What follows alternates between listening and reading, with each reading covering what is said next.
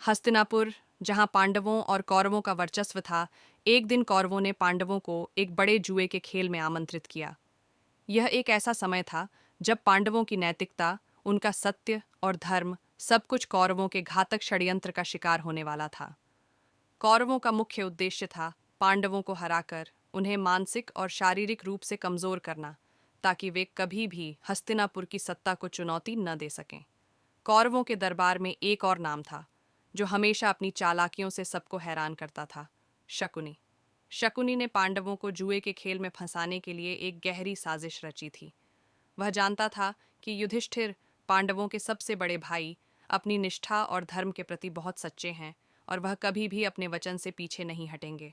युधिष्ठिर, जो स्वयं को हमेशा धर्म और कर्तव्य के मार्ग पर चलने वाला मानते थे, कभी भी कोई चुनौती स्वीकार करने से नहीं डरते थे। जब कौरवों ने उन्हें जुए के खेल में भाग लेने का निमंत्रण भेजा, तो युधिष्ठिर ने इसे एक साधारण खेल समझकर स्वीकार किया। हालांकि जल्द ही उन्होंने महसूस किया कि यह केवल एक खेल नहीं था, बल्कि एक बड़ा षड्यंत्र था, जिसमें उनके और उनके परिवार के सम्मान, राज्य और जीवन को दांव पर लगाया गया था। शुरुआत में युधिष्ठिर ने खेल में सफलता पाई और कई हाथों में जीत हासिल की, लेकिन शकुनी के पासे के खेल ने धीरे धीरे पांडवों के खिलाफ रुख मोड़ दिया। पहले युधिष्ठिर ने अपनी सारी संपत्ति खो दी, फिर राज्य और अंत में अपनी प्रतिष्ठा भी। यह स्थिति पांडवों के लिए एक बड़ा झटका थी, लेकिन युधिष्ठिर ने हार मानने के बजाय अपने धर्म के प्रति निष्ठा बनाए रखी। लेकिन खेल का सबसे बड़ा मोड़ तब आया जब युधिष्ठिर ने अपनी पत्नी द्रौपदी को भी दांव पर लगा दिया।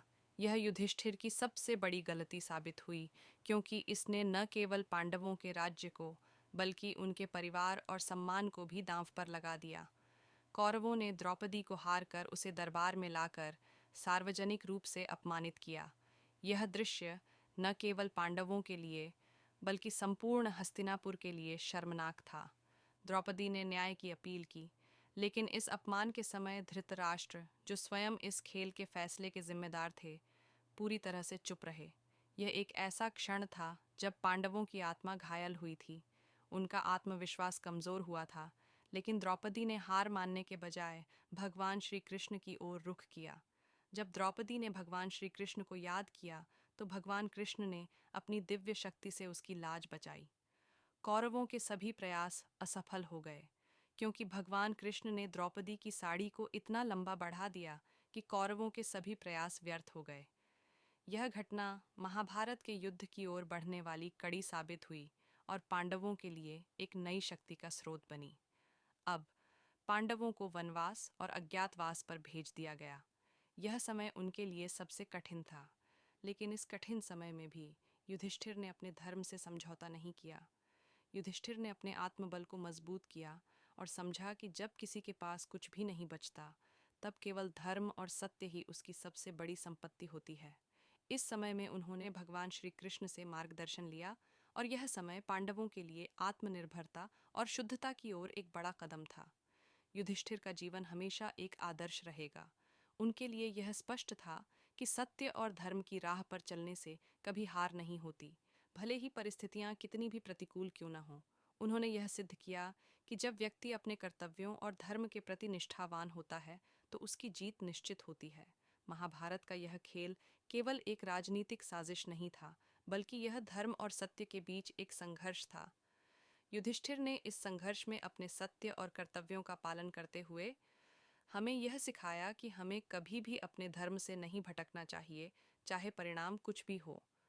महाभारत की यह घटना हमें यह भी सिखाती है कि जीवन में चाहे कितनी भी कठिनाइयां आएं, हमें हमेशा सत्य के मार्ग पर चलना चाहिए। किसी भी तरह के धोखे और साजिशों से बचना चाहिए। युधिष्ठिर की यह कहानी आज भी हमें अपने जीवन में सही निर्णय लेने की प्रेरणा देती है। यह कथा न केवल महाभारत की एक बड़ी घटना है, बल्कि यह जीवन के उन मूल्यों और सिद्धांतों का प्रतीक है जिन्हें हमें अपने जीवन में अपनाना चाहिए। युधिष्ठिर ने हमें सिखाया कि सच्चाई, धर्म और ईमानदारी के मार्ग पर चलने से न केवल व्यक्तिगत सुख मिलता है, बल्कि समाज और परिवार भी सही दिशा में चलते हैं। महाभारत की यह कहानी हमें बताती है कि जब हम सत्य और धर्म का पालन करते हैं, तो कोई भी परिस्थिति हमें रोक नहीं सकती।